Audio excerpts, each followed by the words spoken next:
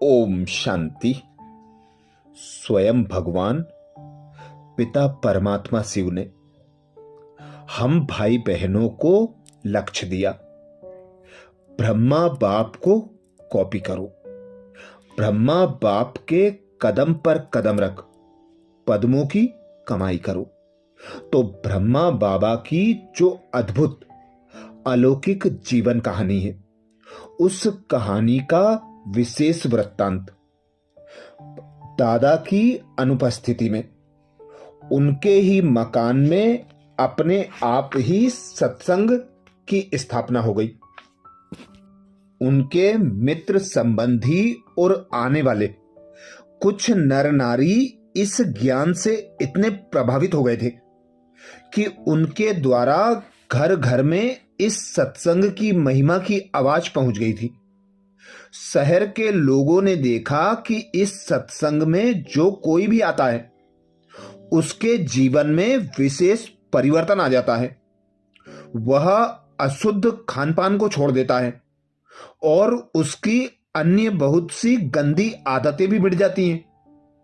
जो माताएं घर में पहले झगड़ा करती थीं, अब वे शांतिपूर्ण व्यवहार करने लगी थीं। लोगों ने यह भी सुना था कि यहां साक्षात्कार भी सहज ही होता है, इसलिए लोग इस सत्संग की ओर आकृष्ट थे। अतः दिनों दिन सत्संग में आने वालों की संख्या बढ़ने लगी। अब लगभग 300 माताएं, कन्याएं तथा भाई प्रतिदिन आने लगे। वहां प्रोग्राम यह चलता था कि दादा कश्मीर से जो ज्ञान युक्त गीत बनाकर भेजते थे, पहले तो सभी मिलजुल कर वे गीत गाते थे और फिर दादाजी के ज्ञान पत्र जिस माता के नाम आए होते थे, वह उनमें समाये हुए ज्ञान को बुद्धि में धारण करके आत्मा के स्वरूप में टिककर उस ज्ञान के आधार पर इतना सुंदर भाषण किया करती थी कि सुनने वाले लोग चकित हो उठते थे कि उसमें ज्ञान की ऐसी ऊंची बातें बोलने की इतनी शक्ति कहां से आ गई, इतना ज्ञान इसने कैसे सुनाया। अवश्य ही कोई ईश्वरीय शक्ति है जो ऐसी अबला नारियों को ज्ञान बल देकर इतना योग्य बना रही है। शुरू से ही ज्ञान का कलश कन्याओं माताओं के सिर पर रखने से उनमें एक अलौकिक शक्ति आने लगी। जो कल तक अपने जीवन से असंतुष्ट थीं और बोलने में हिचकिचाती थीं, आज वे निसंकोच ज्ञान राजयोग करती हैं।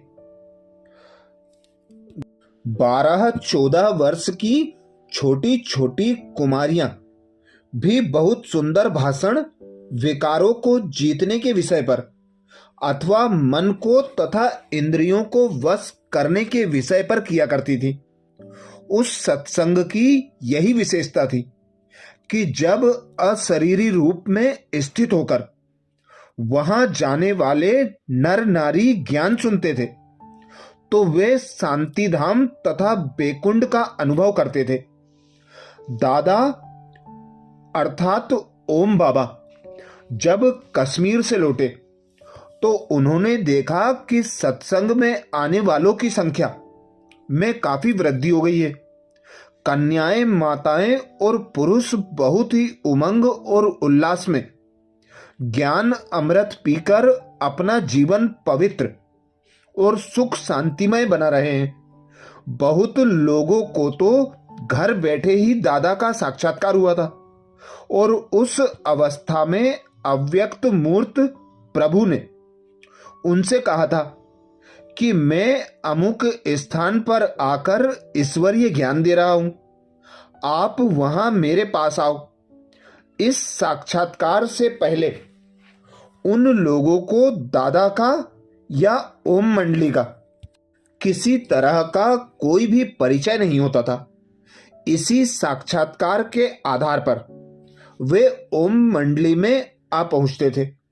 वे आते ही दादा से कहते, आपने ही तो हमें दिव्य साक्षात्कार कराकर यहां बुलाया है। दादा सोच में पड़ जाते। इन सभी बातों को देखकर दादा को अंतः प्रेरणा हुई कि यह अव्यक्त एवं गुप्त परम पिता परमात्मा का कार्य चल रहा है। वही स्वयं उन द्वारा अर्थात दादा द्वारा और माताओं द्वारा यह कार्य करा रहे हैं और आगे चलकर मनुष्य मात्र के कल्याण का कोई विशेष कार्य कराना चाहते हैं।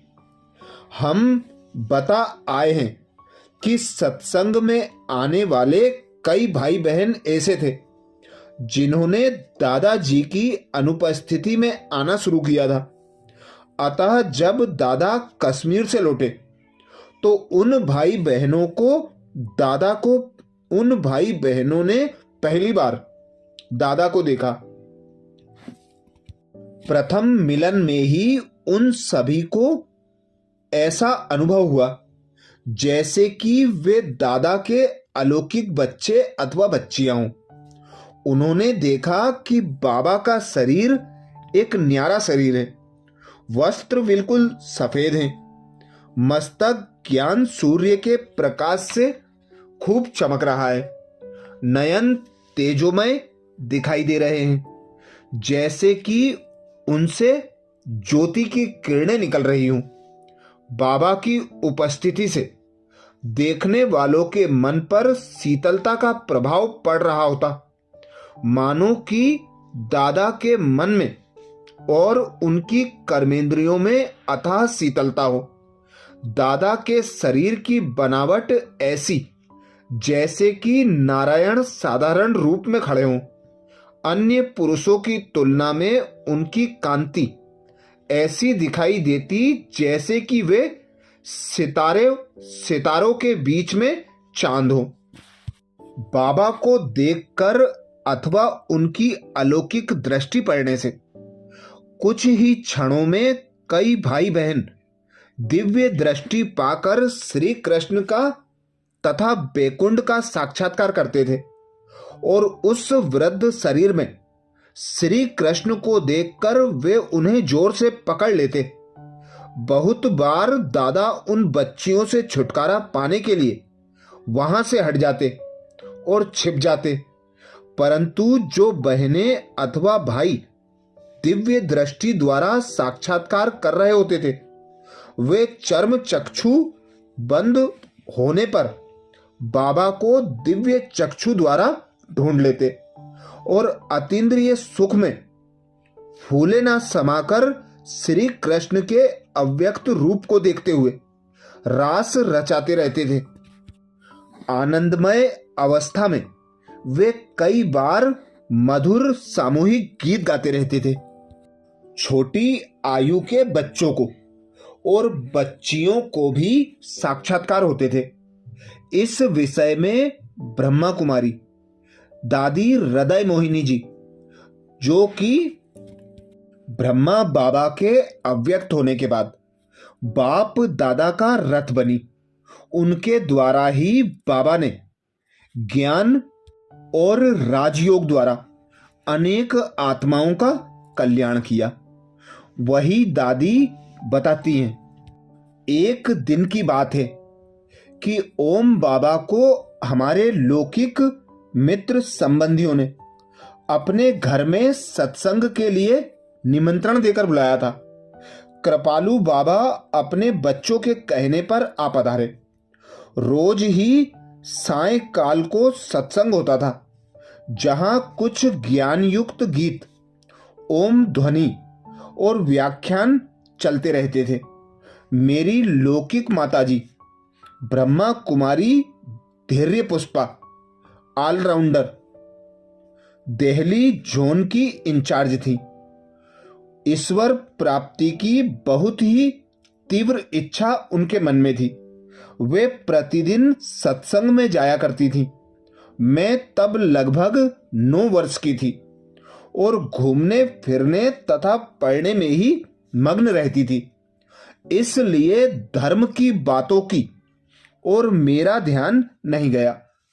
मैं मां के साथ ही 2-3 बार सत्संग में जाती रही, परंतु वहां भी खेल कूद में ही सत्संग का समय व्यतीत कर देती थी। परंतु एक दिन विचित्र ही बात हुई। मैं सत्संग के स्थान पर बैठे बैठे अचानक ही ध्यान अवस्था में चली गई। मेरे आसपास जो माताएं बैठी थी, उन सबने यह सोचा कि शायद यह सो रही है, परंतु काफी समय से एक ही आसन पर स्थिर बैठे देखकर कुछ एक का मेरी ओर ध्यान गया। जब मैं ध्यान अवस्था से उतरी, तब ऐसा उन्होंने मुझे बताया। मैं तो इस संसार से परे दूसरे लोक का अनुभव कर रही थी। मैंने क्या देखा कि एक बहुत बड़ा हॉल है, जिसकी सजावट ऐसी सुंदर है कि इस कलयुगी संसार में वैसी मिलना असंभव है। ऐसे सुंदर हॉल में लगभग 10 वर्ष की आयु वाले सजे सजाए मोहिनी मूर्त श्री कृष्ण अपनी उंगलियों से मुझे इशारा कर रहे थे कि आओ मेरे साथ रास करो। जब मैं ध्यान अवस्था से उतरी और स्वयं को शरीर में महसूस करने लगी, तो मैं अपने आसपास कुछ माताओं को बैठी देखकर घबरा गई और खूब रोने लगी। मैंने सोचा कि पता नहीं मुझे क्या हो गया है जो ये सब मुझे देख रही हैं। मेरी लौकिक माता और अन्य संबंधियों ने बहुत प्यार से मुझसे पूछा, तुमने क्या देखा? मैंने कभी श्री कृष्ण की मूर्ति की और विशेष ध्यान नहीं दिया था। तब मुझे उनके बारे में यह ज्ञान नहीं था कि ये कौन है। अतएव मैं वर्णन नहीं कर सकती थी कि किसको देखा। मैंने अनिश्चित सी भाषा में यही कहा कि कोई बहुत सुंदर और बहुत सजा हुआ बहुत ही अच्छा था और मुझे ऐसे ऐसे बुला रहा था। बचपन की अनजान सी अवस्था में मैंने कुछ वर्णन किया। मेरी लौकिक माता गीता पाठी थी। वे समझ गई कि मुझे श्री कृष्ण या किसी देवता का ही साक्षात्कार हुआ है। इसी कारण श्री कृष्ण और श्री राम के चित्र लाकर मुझे दिखाने लगी और पूछने लगी, क्या ये थे? परंतु मेरे लिए कठिनाई यह थी कि चित्रकार इन देवताओं के जो चित्र बनाते हैं, वे कोई वास्तविक चित्र नहीं होते हैं। चित्रकार तो अपना भाव प्रकट करने के लिए जैसा बना सकते हैं वैसा बनाते हैं। उन चित्रकारों ने साक्षात्कार तो किया नहीं होता, इसलिए वे सच्चा चित्र तो बना ही नहीं सकते। अब मुझे दिव्य दृष्टि द्वारा वास्तविक रूप का जो साक्षात्कार हुआ था, उसकी तुलना में तो ये चित्र बिल्कुल ही नीरस और कृत्रिम लगते थे। अतः मेरे लिए तो उस दिन यह कहना कठिन था कि यह श्री कृष्ण का चित्र है। हाँ, उनके पोज, उसकी मुरली और वस्त्रों से थोड़ा सा मेल था। इसलिए मैंने कहा, हाँ, मैंने ऐसा देखा था, परंतु वह इससे बहुत ही सुंदर था और सजा हुआ था। आकर्षण मूर्त भी था। उसकी तुलना में ये चित्र तो कुछ भी नहीं है। इस प्रकार के साक्षात्कार और बहुत से बच्चों को तथा बड़ी आयु वाले लोगों को होते रहते थे। तो ऐसी अद्भुत जीवन कहानी दादा लेखराज, जिन्हें आगे चलकर परमात्मा पिता ने ब्रह्मा बाबा नाम दिया और ब्रह्मा बाबा के द्वारा ब्रह्मा मुख वंशावली पीके अर्थात ब्राह्मणों की रचना की और उन ब्राह्मणों के द्वारा अब स्वयं परमात्मा पिता पुरानी दुनिया का परिवर्तन कर नई सतयुगी दुनिया की स्थापना करा रहे हैं। तो ऐसे समय में हम ब्राह्मण बच्चों का यह श्रेष्ठ कर्तव्य है, ब्रह्मा बाप को कदम कदम पर फॉलो करते हुए अपने जीवन को ब्रह्मा बाबा के समान श्रेष्ठ और संपूर्ण बनाने का पुरुषार्थ करना है।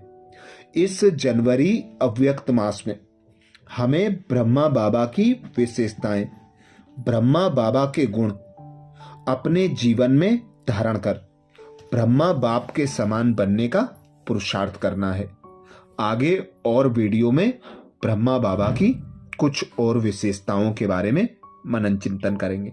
अच्छा, ओम शांति।